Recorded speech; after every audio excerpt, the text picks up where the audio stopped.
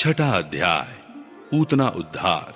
श्री सुखदेव जी कहते हैं, परीक्षित, नंद बाबा जब मथुरा से चले तब रास्ते में विचार करने लगे कि वसुदेव जी का कथन झूठा नहीं हो सकता। इससे उनके मन में उत्पात होने की आशंका हो गई। तब उन्होंने मन ही मन भगवान ही शरण है, वे ही रक्षा करेंगे, ऐसा निश्चय किया। पूतना नाम की एक बड़ी क्रूर राक्षसी थी। उसका एक ही काम था, बच्चों को मारना।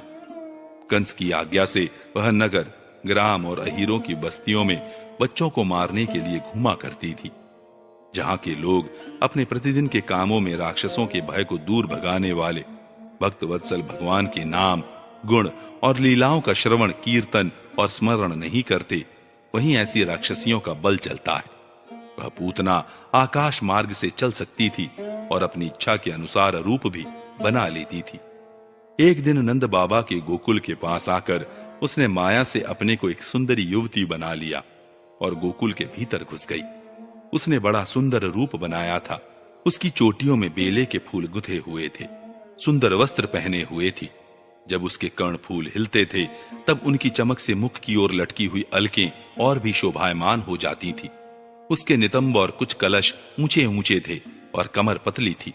वह अपनी मधुर मुस्कान और कटाक्षपूर्ण चितवन से ब्रजवासियों का चित्त चुरा रही थी। उस रूपवती रमणी को हाथ में कमल लेकर आते देख गोपियां ऐसी उत्प्रेक्षा करने लगी मानो स्वयं लक्ष्मी जी अपने पति का दर्शन करने के लिए आ रही है। पूतना बालकों के लिए ग्रह के समान थी। वह इधर उधर बालकों को ढूंढती हुई अनायास ही नंद बाबा के घर में घुस गई। वहां उसने देखा कि बालक श्री कृष्ण शैया पर सोए हुए हैं। परीक्षित, भगवान श्री कृष्ण दुष्टों के काल है, परंतु जैसे आग राख की ढेरी में अपने को छिपाए हुए हो, वैसे ही उस समय उन्होंने अपने प्रचंड तेज को छिपा रखा था। भगवान श्री कृष्ण चर अचर सभी प्राणियों के आत्मा है, इसलिए उन्होंने उसी क्षण जान लिया कि यह बच्चों को मार डालने वाला पूतना ग्रह है और अपने नेत्र बंद कर लिए। जैसे कोई पुरुष भ्रमवश सोए हुए सांप को रस्सी समझकर उठा ले, वैसे ही अपने काल रूप भगवान श्री कृष्ण को पूतना ने अपनी गोद में उठा लिया। मखमली म्यान के भीतर छिपी हुई तीखी धार वाली तलवार के समान पूतना का हृदय तो बड़ा कुटिल था, किंतु ऊपर से वह बहुत मधुर और सुंदर व्यवहार कर रही थी। देखने में वह एक भद्र महिला के समान जान पड़ती थी। इसलिए रोहिणी और यशोदा जी ने उसे घर के भीतर आई देखकर भी उसकी सौंदर्य प्रभा से हतप्रतिभ सी होकर कोई रोक टोक नहीं की, चुपचाप खड़ी खड़ी देखती रही। इधर भयानक राक्षसी पूतना ने बालक श्री कृष्ण को अपनी गोद में लेकर उनके मुंह में अपना स्तन दे दिया, जिसमें बड़ा भयंकर और किसी प्रकार भी पच न सकने वाला विष लगा हुआ था। भगवान ने क्रोध को अपना साथी बनाया और दोनों हाथों से उसके स्तनों को जोर से दबाकर उसके प्राणों के साथ उसका दूध पीने लगे। अब तो पूतना के प्राणों के आश्रय भूत सभी मर्म स्थान फटने लगे। वह पुकारने लगी, अरे छोड़ दो, अरे छोड़ दो, अब बस कर। वह बार बार अपने हाथ और पैर पटक पटक कर रोने लगी। उसके नेत्र उलट गए, उसका सारा शरीर पसीने से लथपथ हो गया।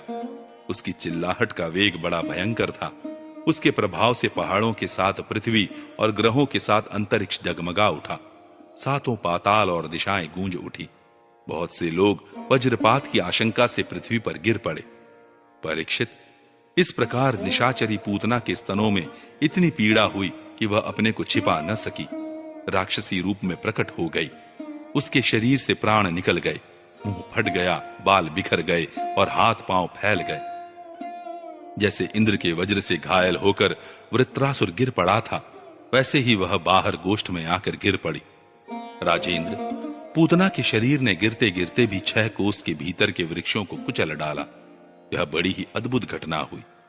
पूतना का शरीर बड़ा भयानक था। उसका मुंह हल के समान तीखी और भयंकर दाढ़ों से युक्त था। उसके नथुने पहाड़ की गुफा के समान गहरे थे और स्तन पहाड़ से गिरी हुई चट्टानों की तरह बड़े बड़े थे। लाल लाल बाल चारों ओर बिखरे हुए थे। आंखें अंधे कुएं के समान गहरी नितंब नदी के करार की तरह भयंकर। भुजाएं, जांघें और पैर नदी के पुल के समान तथा पेट सूखे हुए सरोवर की भांति जान पड़ता था। पूतना के उस शरीर को देखकर सबके सब ग्वाल और गोपी डर गए।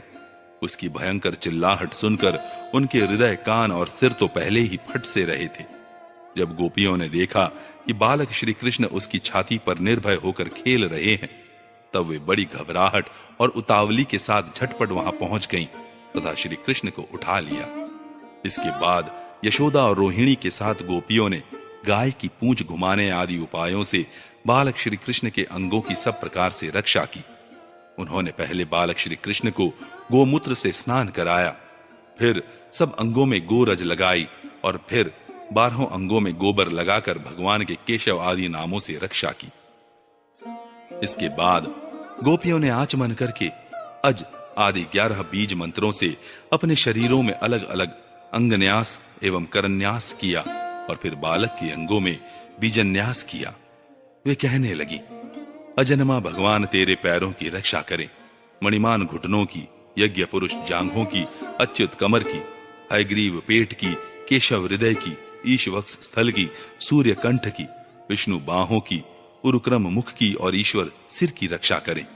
चक्रधर भगवान रक्षा के लिए तेरे आगे रहें, गदाधारी श्री हरि पीछे, क्रमशः धनुष और खड़ग धारण करने वाले भगवान मधुसूदन और अजन दोनों बगल में, शंखधारी उरुगाय चारों कोनों में, उपेंद्र ऊपर, हलधर पृथ्वी पर और भगवान परम पुरुष तेरे सब ओर रक्षा के लिए रहें।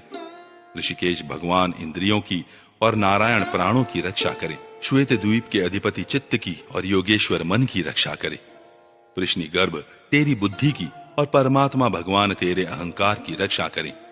खेलते समय गोविंद रक्षा करें, सोते समय माधव रक्षा करें, चलते समय भगवान वैकुंठ और बैठते समय भगवान श्रीपति तेरी रक्षा करें।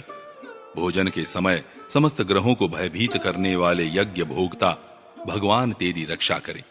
डाकिनी, राक्षसी और कुष्मांडा आदि बाल ग्रह, भूत प्रेत पिशाच यक्ष राक्षस और विनायक, कोटरा, रेवती, ज्येष्ठा, पूतना, मातृका आदि शरीर, प्राण तथा इंद्रियों का नाश करने वाले उन्माद एवं अपस्मार आदि रोग, स्वप्न में देखे हुए महान उत्पात, वृद्ध गृह और बाल गृह आदि, ये सभी अनिष्ट भगवान विष्णु का नामोच्चारण करने से भयभीत होकर नष्ट हो जाएं। श्री सुखदेव जी कहते हैं, परीक्षित, इस प्रकार गोपियों ने प्रेम पाश में बंधकर भगवान श्री कृष्ण की रक्षा की। माता यशोदा ने अपने पुत्र को स्तन पिलाया और फिर पालने पर सुला दिया। इसी समय नंद बाबा और उनके साथी गोप मथुरा से गोकुल में पहुंचे। जब उन्होंने पूतना का भयंकर शरीर देखा तब वे आश्चर्यचकित हो गए। वे कहने लगे, यह तो बड़े आश्चर्य की बात है। अवश्य ही वसुदेव के रूप में किसी ऋषि ने जन्म ग्रहण किया है, अथवा संभव है वसुदेव जी पूर्व जन्म में कोई योगेश्वर रहे हो, क्योंकि उन्होंने जैसा कहा था वैसा ही उत्पाद यहां देखने में आ रहा है। तब तक व्रजवासियों ने कुल्हाड़ी से पूतना के शरीर को टुकड़े टुकड़े कर डाला और गोकुल से दूर ले जाकर लकड़ियों पर रखकर जला दिया। जब उसका शरीर जलने लगा तब उसमें से ऐसा धुआं निकला जिसमें से अगर किसी सुगंध आ रही थी। क्यों ना हो, भगवान ने जो उसका दूध पी लिया था, जिससे उसके सारे पाप तत्काल ही नष्ट हो गए थे। पूतना एक राक्षसी थी। लोगों के बच्चों को मार डालना और उनका खून पी जाना, यही उसका काम था। भगवान को भी उसने मार डालने की इच्छा से ही स्तन पिलाया था। फिर भी उसे वह परम गति मिली जो सत्पुरुषों को मिलती है। ऐसी स्थिति में जो पर ब्रह्म परमात्मा भगवान श्री कृष्ण को श्रद्धा और भक्ति से माता के समान अनुराग पूर्वक अपनी प्रिय से प्रिय वस्तु और उनको प्रिय लगने वाली वस्तु समर्पित करते हैं, उनके संबंध में तो कहना ही क्या है। भगवान के चरण कमल सबके वंदनीय ब्रह्मा, शंकर आदि देवताओं के द्वारा भी वंदित है। वे भक्तों के हृदय की पूंजी है। उन्हीं चरणों से भगवान ने पूतना का शरीर दबाकर उसका स्तनपान किया था। माना कि वह राक्षसी थी, परंतु उसे उत्तम से उत्तम गति जो माता को मिलनी चाहिए प्राप्त हुई। फिर जिनके स्तन का दूध भगवान ने बड़े प्रेम से पिया, उन गौओं और माताओं की तो बात ही क्या है। परीक्षित, देवकी नंदन भगवान कैवल्य आदि सब प्रकार की मुक्ति और सब कुछ देने वाले हैं। उन्होंने व्रज की गोपियों और गौओं का वह दूध जो भगवान के प्रति पुत्र भाव होने से वात्सल्य स्नेह की अधिकता के कारण स्वयं ही झरता रहता था, भरपेट पान किया। राजन, वे गौएं और गोपियां जो नित्य निरंतर भगवान श्री कृष्ण को अपने पुत्र के ही रूप में देखती थी, फिर जन्म मृत्यु रूप संसार के चक्र में कभी नहीं पड़ सकती, क्योंकि यह संसार तो अज्ञान के कारण ही है। नंद बाबा के साथ आने वाले व्रजवासियों की नाक में जब चिता के धुएं की सुगंध पहुंची, तब यह क्या है, कहां से ऐसी सुगंध आ रही है, इस प्रकार कहते हुए वे व्रज में पहुंचे। वहां गोपों ने उन्हें पूतना के आने से लेकर मरने तक का सारा वृत्तांत कह सुनाया। वे लोग पूतना के मृत्यु और श्री कृष्ण के कुशल पूर्वक बच जाने की बात सुनकर बड़े ही आश्चर्यचकित हुए। परीक्षित, उदार शिरोमणि नंद बाबा ने मृत्यु के मुख से बचे हुए अपने लाला को गोद में उठा लिया और बार बार उसका सिर सूंघकर मन ही मन बहुत आनंदित हुए। यह पूतना मोक्ष भगवान श्री कृष्ण की अद्भुत बाल लीला है। जो मनुष्य श्रद्धा पूर्वक इसका श्रवण करता है, उसे भगवान श्री कृष्ण के प्रति प्रेम प्राप्त होता है।